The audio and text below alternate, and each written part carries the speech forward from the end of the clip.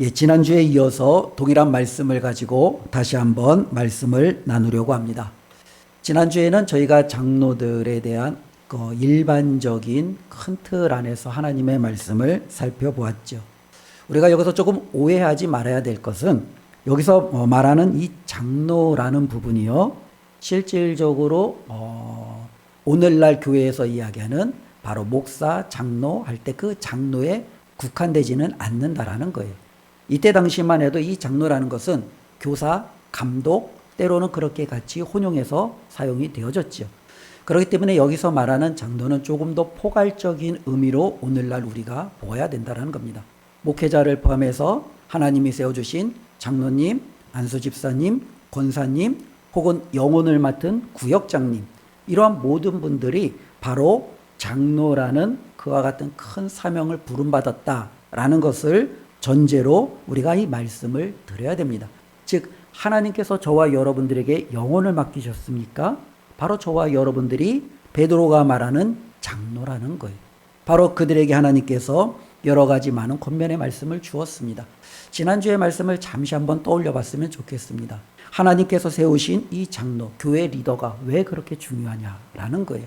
사단은요, 교회를 가만 내버려 두지 않죠. 어떻게 해서든지 이 교회를 무너뜨리는 것이 이 사단이 가장 선호하는 것 아니겠습니까? 교회를 무너뜨리려면 어떻게 합니까? 목자를 치면 되는 거예요. 리더를 치면 되는 거예요. 그 교회를 책임지고 있는 그 앞에 있는 사람을 치면 되는 거예요. 우리 주님께서 말씀하신 것처럼 사나운 이리가 와서 목자를 치면 그 양떼는요, 흩어질 수밖에 없다라는 거예요. 그렇기 때문에 이 장로, 특별히 리더가 어떻게 서느냐가 그 교회에 있어서 굉장히 중요하다라는 거예요. 또 한편으로는요, 우리가 신앙생활을 할 때 그 교회의 모습을 보면서 야, 저 교회는 이렇구나, 야, 이 교회는 이렇구나 라는 것으로 우리가 어느 정도 판단하고 평가도 하잖아요. 근데 이 판단과 평가의 기준이 그 개개인의 교회에 있는 평신도, 어쩌면 아직 하나님 앞에 이와 같은 귀한 사명을 받은 자들을 두고 판단하지 않는다라는 거예요. 그 교회 장로들을 보고 그 교회를 평가한다라는 거예요. 저 교회에 섬겨 있는 하나님이 세우신 사명자들을 보니, 리더들을 보니 저 교회 수준이 그 정도구나 라는 거죠. 그래서 각 교회에 있는 리더들은 어쩌면 그 교회를 대표하는 영적인 표준으로 자리 잡고 있다는 것을 우리는 또 말씀을 나누었습니다. 또 한편으로 교회의 장로들, 리더들이 중요한 것 중에 하나가 하나님 앞에 섰을 때 장로들이 하나님 앞에 서는 결단과 이 결산과 일반 성도들이 하나님 앞에 서는 결산은 전혀 다른다는 거예요. 우리는 하나님 앞에 더 큰 책임을 맡은 자예요. 더 엄중한 결산이 기다리고 있다는 겁니다. 바로 이를 우리가 지난주에 말씀을 나누었는데요. 그렇다면 하나님께서 이렇게 중요한 막중한 사명을 장로라는, 리더라는 이와 같은 귀한 사명자로서 우리를 세워주셨는데, 우리가 하나님 앞에 섰을 때 이 사명을 잘 감당하기 위해서 그러면 어떻게 해야 됩니까? 라고 질문할 수 있잖아요. 오늘 말씀을 보니까요, 3가지 저와 여러분들에게 장로로서 우리가 어떻게 섬겨야 될지 우리 하나님께서 가르쳐주고 있다라는 겁니다. 근데 우리 하나님께서 가르쳐 주실 때 대조를 통해서 가르쳐 주는 거예요. 이것 말고 이거로, 이것 말고 이거로, 이것 말고 이렇게 해라 라는 거죠. 첫 번째가 뭡니까? 억지로 하지 말고 자원함으로 하라. 두 번째가 뭐죠? 더러운 이득이 아닌 기꺼움으로 해라. 세 번째가 뭐예요? 주장하지 말고 본이 되라. 이와 같은 것으로 장로가 어떻게 세워야 될지를 가르쳐 주고 있다는 거예요. 어쩌면 이 말씀을 통해서 하나님께서 저와 여러분들을 목회자로, 장로로, 권사로, 집사로, 때로는 정말로 구역장으로, 영혼을 책임 맡기는 정말로 귀한 리더로 섬겨주셨습니까? 내가 지금 이 기준에 제대로 하고 있는지 우리 자신을 한번 되돌아봤으면 좋겠습니다. 자원함이 아닌 억지로 하고 있지는 않은지, 기꺼움이 아닌 더러운 이득을 취하면서 내가 하려고 하고 있지는 않은지, 본이 되기보다는 군림하고 주장하려고 하고 있지는 않은지, 우리 자신을 다시 한번 되돌아보는 거죠. 우리가 하나님의 말씀 앞에 온전히 섬으로 하나님 앞에 섰을 때, 결산할 때 우리가 부끄럽지 않는 결산으로 우리 모두가 세워졌으면 좋겠습니다. 먼저 첫 번째로 하나씩 살펴보기를 원하는데요. 우리 2절 말씀인데요. 같이 함께 읽어보겠습니다. 너희 중에 있는 하나님의 양무리를 치되 억지로 하지 말고 하나님의 뜻을 따라 자원함으로 하며. 예, 여기까지. 하나님께서 저와 여러분들을 장로로 세워주셨습니다. 특별히 하나님께서 1절에 너희 중 장로들에게 권하노니 라면서 가장 먼저 우리가 어떤 섬김을 세우라고 말씀하고 있습니까? 억지로 하지 말고 자원함으로 하라는 거예요. 장로의 직분을 억지로 할 수 있나요? 억지로 할 수 있죠. 그러니 바로 이 본문이 나오는 것 아니겠습니까?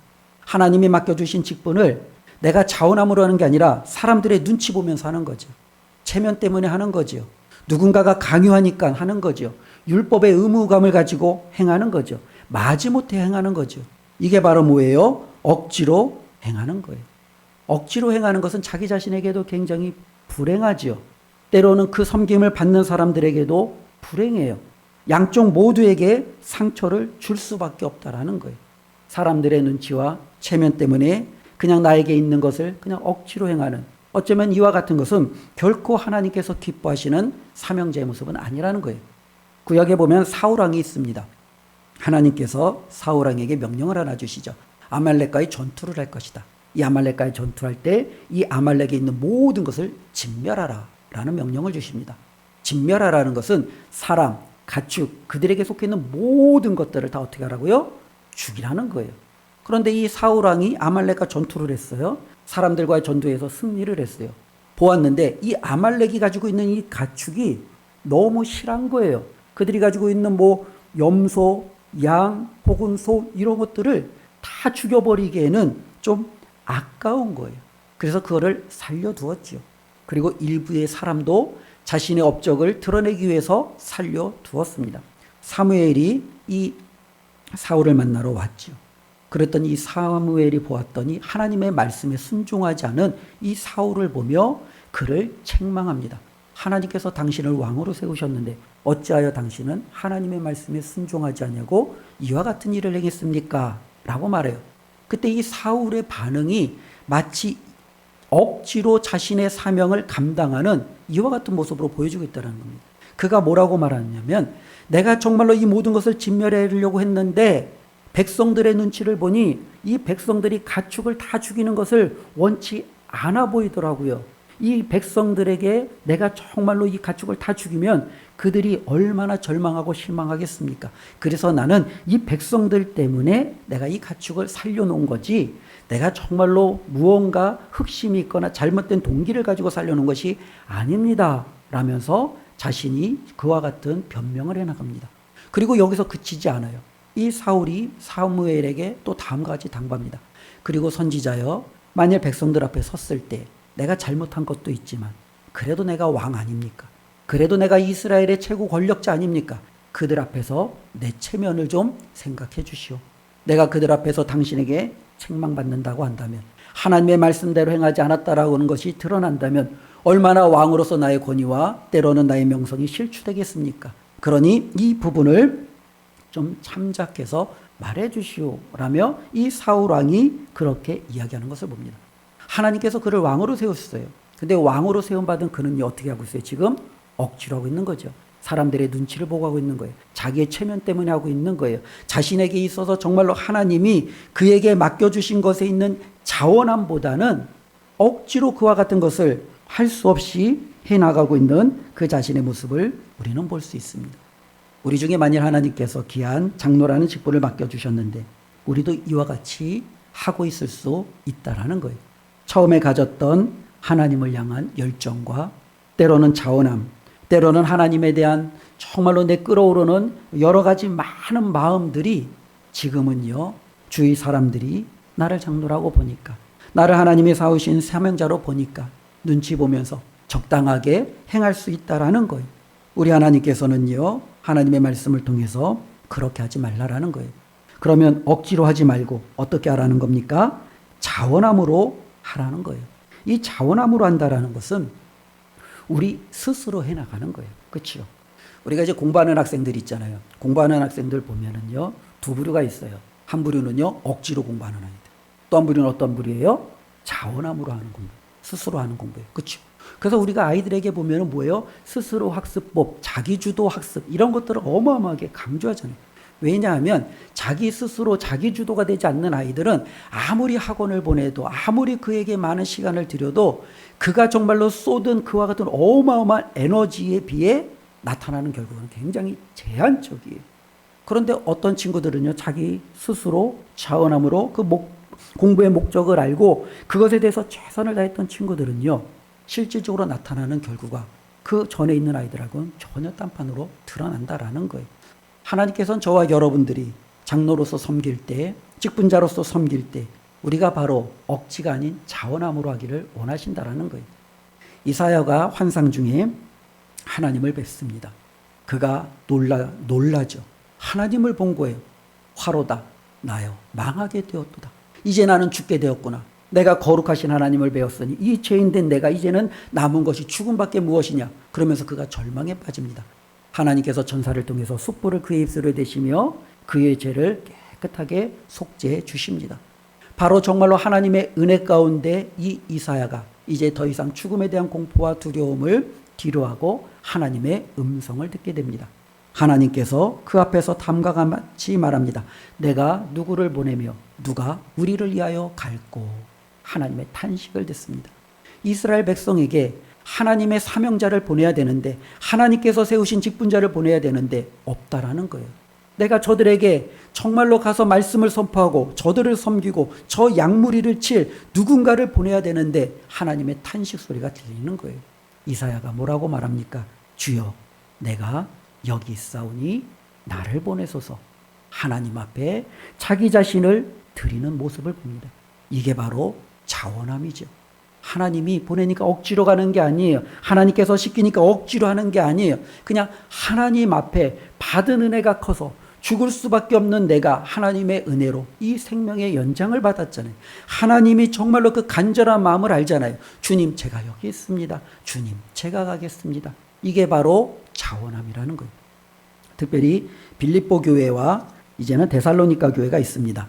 그들은 이제 마케도냐라는 지방인데요. 오늘날로 이야기하면 그리스 북부 지방이죠. 그리고 북부 지방에 오늘날 마케도니아 또 나라가 있습니다. 거기에 있는 도시들이죠. 특별히 이 빌립보와 때로는 이 데살로니가라는 실질적으로 이 두 도시는요, 바울에 의하여 복음이 증거되어졌고 교회가 세워졌습니다. 근데 이 빌립보 교회와 데살로니가 교회는 세워질 때부터 힘들었고 세움받은 애는 더 힘들었던 교회가 이 두 교회예요. 그 두 교회가 세워지자마자 얼마나 많은 박해가 왔는지 몰라요.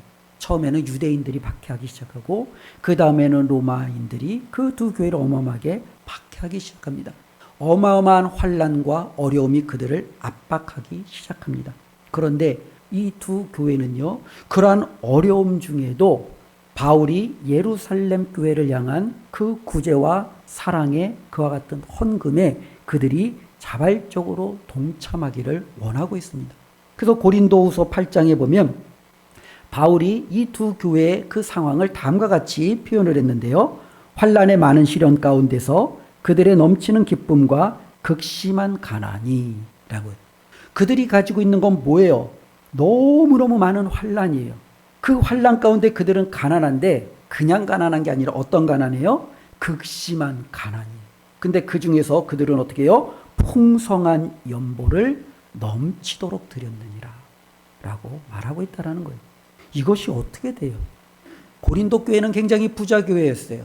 때로는 에베소 교회는 굉장히 큰 교회였어요. 이와 같은 교회들도 있어요. 그에 비하면 빌립보 교회나 데살로니가 교회는 너무너무 작은 가정교회였어요. 극심한 환난이 있었어요. 너무너무 가난했어요. 그들은 누군가를 섬기거나 돕거나 하기에는 너무나도 부족했어요. 그런데 바울이 말할 때, 아니 하나님이 보실 때 이들은요, 다른 그 누구보다도 풍성한 연보를 드림으로 어려움에 처한 예루살렘 교회를 섬겼던 교회가 바로 이들이라는 거예요. 어디서 나타나는 거예요? 자원함으로 나타나는 거예요. 너는 정말로 안 돼. 어려우니까 힘드니까 하지 마. 아니에요. 우리는 그럼에도 할 수 있습니다. 내가 여기에서 할 수 있는 만큼 내가 해보겠습니다. 이것이 바로 자원함이지. 하나님께서 우리에게 직분을 주셨다라는 것은 바로 여기에 있다라는 거예요. 처음에 우리가 직분을 받았을 때는 하나님 앞에 감사함과 자원함이 우선순위가 되었겠지요. 그런데 시간이 지나면서 저와 여러분도 나도 모르게 이 자원함보다는 억지로 하고 있는 경우가 종종 있을 수 있다라는 겁니다. 왜 내가 이 직분이 억지가 되었지? 한번 되돌아봤으면 좋겠습니다. 하나님이 말씀하고 있습니다. 양무리를 치되 억지로 하지 말고 자원함으로 하라는 거예요. 우리 안에 다시 한번 하나님이 주시는 이 자원함으로 섬길 줄 아는 놀라운 사명의 믿음이 다시금 불일 듯 일어나기를 주님의 이름으로 축원을 드립니다. 우리 두 번째 함께 다시 한번 2절 말씀을 읽겠습니다. 너희 중에 하나님의 양무리를 치되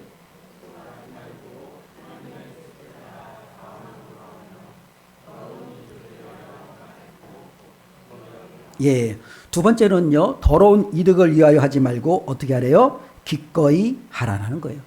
어쩌면 이 기꺼이 한다라는 것도 앞에 있는 이 자원함으로 한다라는 것하고 조금 일맥살통할 수도 있지만요, 대조를 통해서 보면은요, 조금 우리가 다르게 해석할 여지도 있는 거죠. 즉, 더러운 이득이 아닌, 때로는 내가 이 사명을 감당할 때 손해볼 수도 있어요. 때로는 내가 이 사명을 함으로 어쩌면 내가 여러 가지 많은 부분들 있어서 원치 않는 것을 해야 될 수도 있어요. 그럼에도 하나님께서 장로로 맡겨주셨다면 감당하라는 거예요. 저와 여러분들에게 직분을 주셨다면 감당하라는 거예요. 세상은요, 이득을 위하여 직분을 갖습니다. 부장이 되고 때로는 임원이 되고 때로는 정말로 그 회사의 책임자가 될 때 그들에게는요, 그 모든 것들이 자신들에게 이득이 되기 때문에 하는 거예요. 교회에서 하나님께서 주신 직분은요, 이득이 되기 때문에 하는 것이 결코 아니에요. 특별히 전임 사역하는 저와 같은 목회자 말고 하나님께서 세우신 교회 항존직들을 한번 보십시오. 장로와 권사와 안수집사, 어느 누가 세상에서처럼 월급 받고 돈 받고 이 직분을 감당합니까? 그렇지 않아요. 모두에게도 이득을 위해서 이 직분을 받지 않았어요. 그럼에도 자신들이 가지고 있는 물질, 자신들이 가지고 있는 시간, 자신들이 가지고 있는 그 열정과 은사와 이 건강을 하나님 앞에 드림으로 그 섬김을 시작했잖아요. 그런데 실질적으로 시간이 지나가면서 나도 모르게 이것이 하나의 이득이 됐다는 거예요. 근데 이 이득이라는 것은 꼭 물질적인 이득만으로 우리가 국한할 필요가 없다는 거예요. 이 이득은요, 다양한 방식으로 나와요. 처음에는 내가 하나님 앞에 정말로 손해보더라도 이 사명을 감당해야지. 어느 순간인가 그 삶이 사람들의 인정을 받게 돼요. 이 인정이 이제는 내가 사역하는 중요한 원동력이 돼요. 그러면 그것이 바로 이득이라는 거예요. 내가 이걸 하면 성도들이 좋아하겠지. 내가 이걸 하면 많은 사람들에게 인정받겠지. 이것이 바로 그 사역에 있어서의 잘못된 요소가 될 수 있다라는 거예요. 베드로는 말하고 있다라는 겁니다. 더러운 이득을 위해서 하지 말라라는 거예요.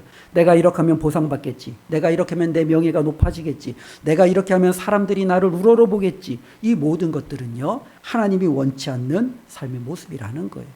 실질적으로 많은 하나님 앞에 직분을 받은 자들이 무너지는 경우들이 여기에 있다라는 거예요.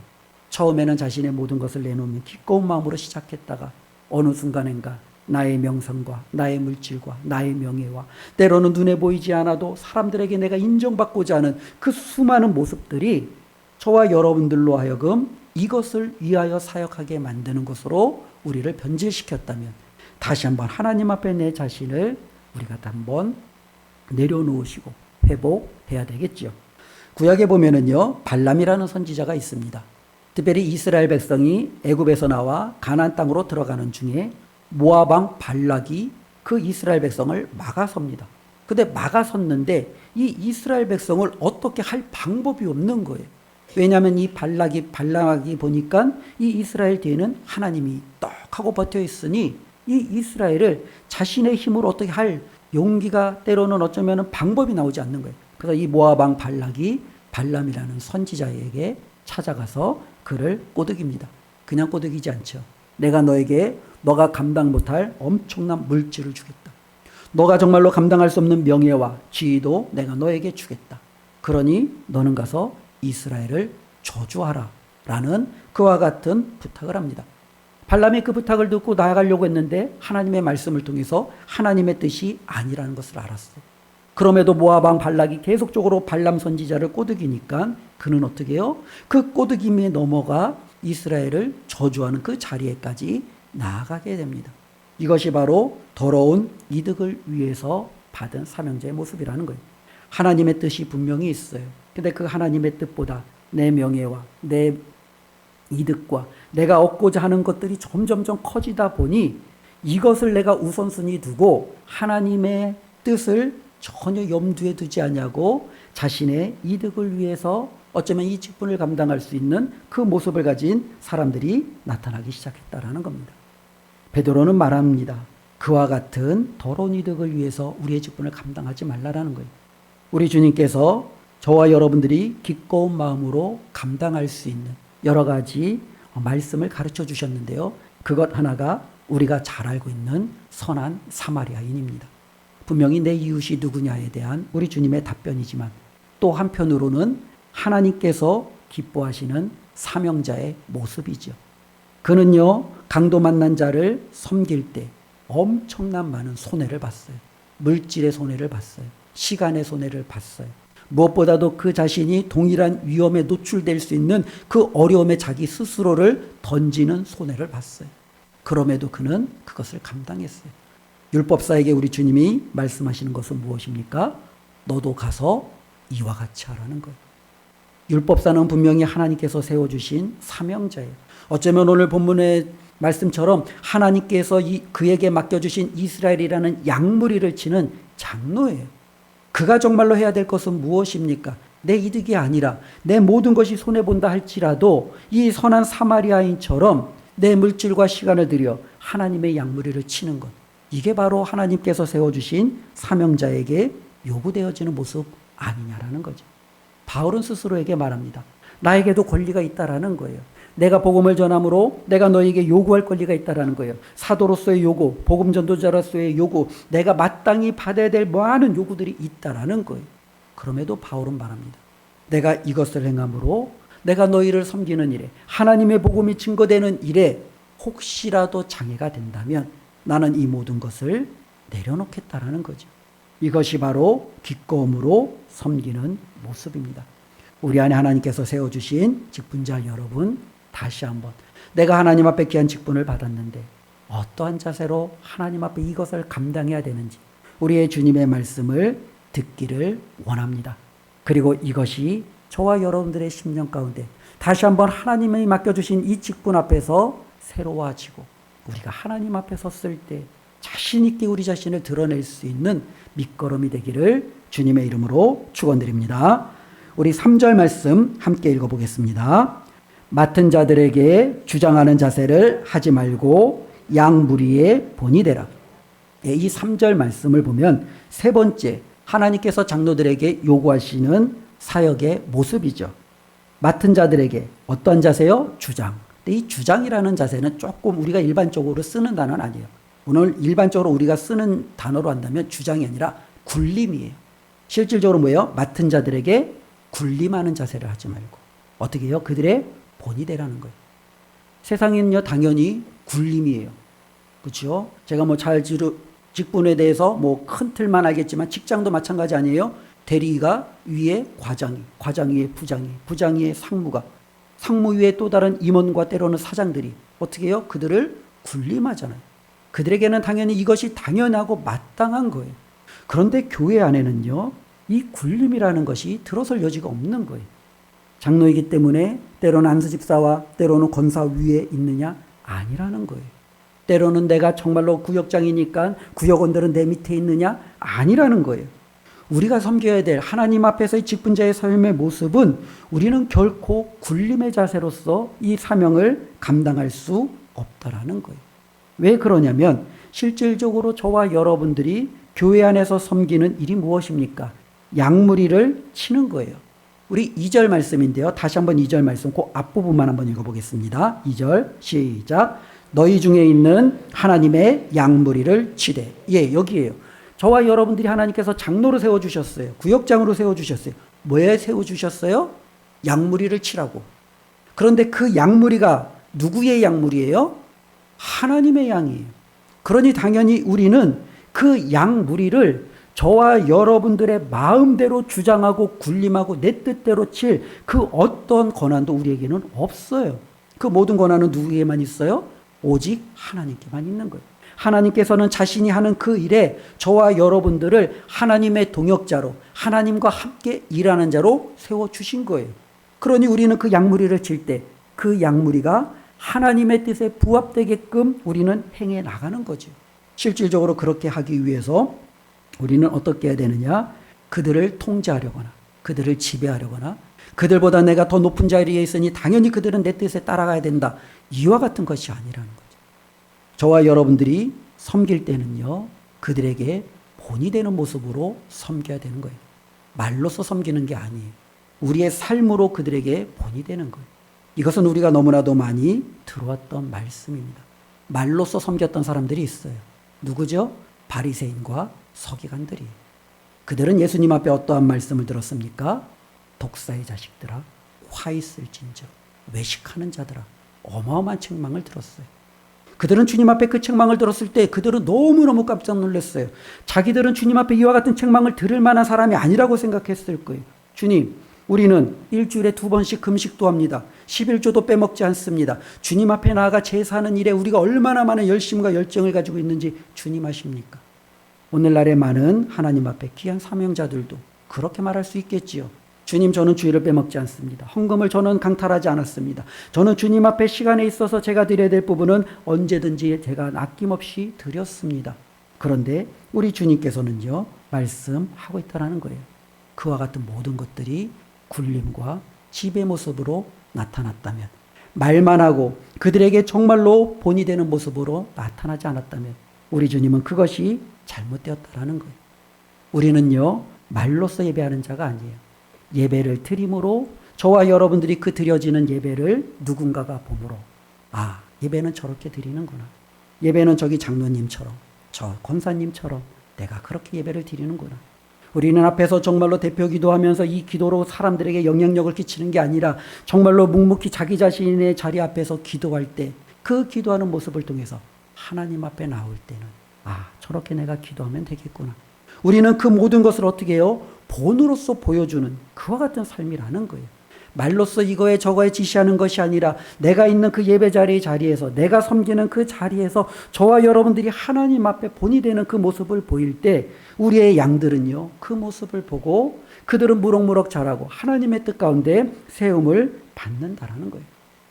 요한 3서에 보면 사도 요한이 책망하는 한 사람이 있습니다. 디오드레베라는 한 사람이에요. 교회의 굉장한 중직자예요. 오늘날로 얘기하면 아마 감독 혹은 장로 혹은 목회자 정도 되는 위치에 있는 사람입니다. 근데 요한 3서에서 사도 요한이 이 디오드레베를 책망을 합니다. 책망하는 이유가 뭐냐면 그 앞에 디오드레베 그냥 이렇게 붙이지 않고 그를 수식하는 단어를 붙이고서 이 디오드레베를 책망합니다. 그를 말할 때 뭐라고 얘기하냐면 으뜸되기를 좋아하는 디오드레베, 이렇게 보고 있다는. 저와 여러분들 앞에도 수식되어지는 어떠한 명칭이 있을 수 있어요. 노명선 목사, 어떠어떠한 목사, 누구누구 장로, 어떠어떠한 장로, 누구누구 권사, 어떠어떠한 권사. 사람들이 우리 앞에서 그렇게 부르지 못해도 때로는요, 우리 뒤에서 우리 자신을 그렇게 부를 수도 있고 때로는 그들의 눈에 비춰지는 우리의 모습이 그렇게 보여질 수도 있어요. 디오드레베는 교회의 굉장히 큰 중직자였어요. 근데 사도 요한이 보았더니 이 디오드레베의 모습은 뭐예요? 으뜸되기를 좋아하는 사람이었다라는 거예요. 그리고 그가 하나님 앞에 어떻게 책망을 받는지 요한 3서에는 나타나 있다라는 거예요. 하나님이 세우신 직분을 가지고도 그는 어떻게 해요? 본이 되지 못한 거예요. 그는요, 정말로 다른 사람들에게 섬김으로 나가지 못한 거예요. 그 자신이 다른 누군가를 어떻게 해요? 지배하려고, 군림하려고, 주장하려고, 자신의 뜻대로 모든 것을 해나가려고 그와 같은 자세로 섬겼을 때 하나님이 보실 때 그는요, 결코 온전한 지도자가 될 수 없었다라는 거예요. 우리도 하나님 앞에 가면 저와 여러분들이 가지고 있는 이 모든 것들에 대해서 적나라하게 드러난다라는 거예요. 어쩌면 여기 앉아있는 분보다 제가 하나님 앞에 더 큰 기준을 가지고 저는 하나님 앞에 결산하겠죠. 왜냐하면 저는 분명히 목회자로서 때로는 전임 사역자로서 부름을 받았으니까요. 그 다음으로는 장로님들이겠죠. 왜냐하면 교회 하나님이 세우신 기둥들이시니까. 그 다음으로는 안수 집사님, 권사님이 되시겠죠.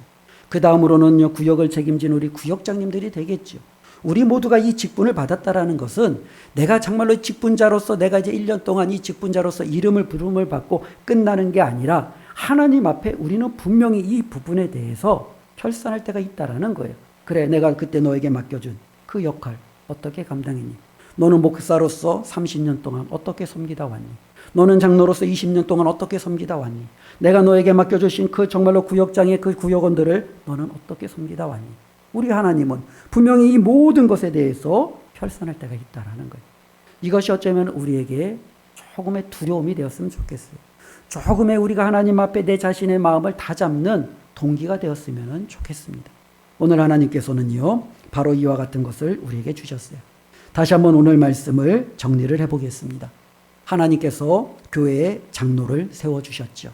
이 장로는 영혼을 맡은 책임받은 모든 하나님의 직분자들입니다. 저를 비롯해 장로, 권사, 안수집사, 구역장 혹은 교사 모두가 하나님 앞에 장로로서 귀한 책임을 부여받았습니다. 우리 주님께서는 저와 여러분들에게 오늘 우리가 받은 이 직분을 어떻게 감당해야 되는지를 3가지 대조를 통해서 가르쳐 주었습니다. 다시 한번 그것을 가지고 내가 정말로 이 하나님의 말씀에 잘 내 직분을 감당하고 있는지 되돌아봤으면 좋겠고요. 우리가 그렇게 할 때 우리 하나님께서 저와 여러분들에게 주신 약속이 있습니다. 우리 4절 말씀 함께 읽어보겠습니다. 그리하면 목자장이 나타나실 때에 시들지 아니하는 영광의 간을 얻으리라. 아멘. 실질적으로 우리가 하나님 앞에 받은 이 직분 감당하는 게 어려워요. 억지로 하지 아니하고 자원함으로 하고 정말로 더러운 이득이 아니라 기꺼운 마음으로 하고 무엇보다도 주장하지 않고 내가 본이 되면 사는 거 너무너무 힘들어요. 너무너무 이 과정이 어려울 수 있어요. 그러나 어려움으로 끝나지 않아요. 저와 여러분들이 하나님 앞에 맡겨주신 이 사명을 잘 감당하면 저와 여러분들에게 양무리를 맡기신 우리 주 예수 그리스도 목자장이 저와 여러분들에게 무엇을 주신대요? 시들지 않는 영광의 간을 주신다. 이때 당시에 최고의 영광은 뭐냐면 월계수관이에요. 로마 시대잖아요. 이 로마 시대의 모든 사람들에게 있어서 최고의 영광은 월계수관을 쓰는 거예요. 근데 이 월계수관은 누가 써요? 크게 보면 2종류의 사람이 썼어요. 그때 당시에.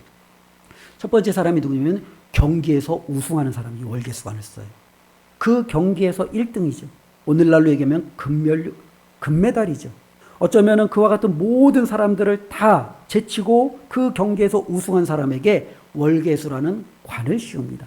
또 한편으로는 누가 이 월계수관을 씌우면 전쟁터에서 이기고 돌아온 장군에게 이 월계수관을 씌웁니다. 개선문을 통과할 때 그들에게 월계수관을 씌우며 그들이 얼마나 큰 위대한 업적을 이루었는지를 모든 사람들에게 드러내는 거예요. 그런데 바울은 여기서 말합니다. 그들에게 씌워져 있는 그 관이 굉장히 좋은 것 같은데 그들에게 씌워져 있는 이 월계수관은 말 그대로 월계수 잎사귀로 만들어진 관이에요. 며칠 지나면 어떻게 돼요? 시들어요. 썩어요. 부서져요. 그런데 저와 여러분들이 하나님 앞에 서서 장로로서 내가 직분자라서 최선을 다해서 섬겨서 우리 하나님 앞에 설 때 우리 하나님이 저와 여러분들에게도 그 놀라운 영광의 관을 씌워준다는데 그 관은요. 어떤 관이에요? 시들지 않는 관. 썩지 않는 관이에요. 저와 여러분들이 세상에서 결코 경험해보지 못한 놀라운 그 영광의 간이 직분자로서 승리한 저와 여러분들에게 주어질 줄로 믿습니다. 예전에 그런 얘기들을 참 많이 해요. 저도 천국이 어떠한지는 잘 모르겠어요. 왜냐하면 가보지 못했으니까요. 근데 어떤 사람들은 그런 얘기들을 하잖아요. 천국에 가면 어떤 옛날에 누구는 뭐예요? 영광의 문을 쓰고 누구는 개털모자를 쓰고 예전에 부흥사 목사님들이 그런 얘기를 해요. 야, 그러면 그것이 천국일 수 있느냐? 저는 마음속에 그런 의문이 들었어요. 야, 천국에 갔는데 내 옆에는 금면류관을 쓰고 있고 만일 나는 개털모자를 쓰고 있다면 그곳이 나에게 천국이 될까? 지옥이 될까? 그런 생각이 들었어요. 예전에는요. 그런데 지금은요. 이 천국을 저의 기준으로 판단하니까 그런 것 같아요. 하나님께서 분명히 영광의 간이, 면류관이, 승리의 간이, 어쩌면 의의 면류관이 있다라는 것을 우리에게 분명히 말씀해 주셨다면 그것이 나에게 부끄러움이 되진 않겠지만 분명한 것은 우리 각자의 삶에 맞는 하나님이 주시는 영원한 면류관은 있다라는 거예요. 바라기는 저와 여러분들이 하나님 앞에 이런 귀한 직분 받았잖아요. 저는 목사로서 직분 받았고 저와 여러분들에게 항존직으로서 주셨고 구역장으로서 하나님이 주셨잖아요. 이왕 받은 직분 우리 하나님 앞에 시들지 않는 영광의 면류관 받아야 되지 않겠습니까? 하나님 앞에 섰을 때 어쩌면은 그 율법사들과 바리새인과 서기관들이 주었던 그 엄청난 양을 치는 그와 같은 직분에도 불구하고 우리 주님의 책망이 그들을 향하였다면 만일 저와 여러분들도 하나님 앞에 제대로 감당하지 못한다면 그 책망이 있지 않겠습니까? 우리는 그와 같은 책망이 아니라 하나님의 영광의 면류관을 바라보고 승리했으면 좋겠습니다. 좀 힘들어요. 억지가 아니라 자원함으로 하기 때문에 기꺼운 마음으로 해야 되기 때문에 본이 되어야 되기 때문에 힘들어요. 아파요. 때로는 부담이 돼요. 그러나 영광의 면류관을 바라보면 우리가 이 모든 것을 감내할 때 그 이상의 보상이 우리 주 목자장이신 예수 그리스도를 통하여 저와 여러분들에게 주어질 줄로 믿습니다. 이를 기대하며 남은 생에 하나님 앞에 아름답게 섬기다가 우리 주님 만나 뵙기를 주님의 이름으로 축원드립니다. 기도하겠습니다. 하나님 감사합니다. 너희 중 장로들에게 권하노니 우리 주님이 말씀하셨습니다. 하나님께서 우리를 장로로 세워주셨습니다. 하나님 그에 걸맞는 사명을 감당하고 있는지 말씀을 통해서 되돌아봅니다. 부족한 모습 용서하여 주시고 다시 한번 주님 앞에 이 말씀 붙들고 내가 어떻게 주님 앞에 서야 될지를 결단하며 일어서며 하나님 앞에 서게 하여 주시옵소서. 예수님의 이름으로 기도드리옵나이다. 아멘.